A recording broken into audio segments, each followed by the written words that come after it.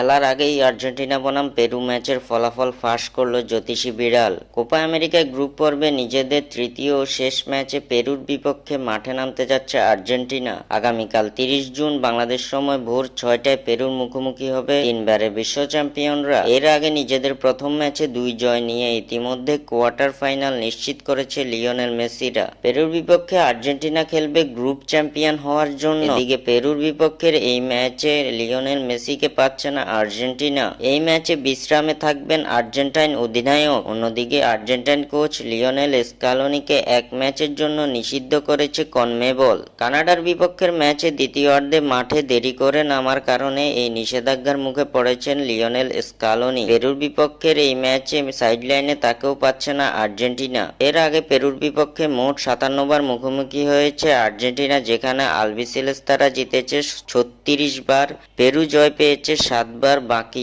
14 match draw হয়েছে। এদিকে এই ম্যাচের আগে এবার ফলাফল ফাঁস করলো কোপা আমেরিকার জ্যোতিষী বিড়াল, জানিয়ে দিল কে জিতবে এই ম্যাচটি।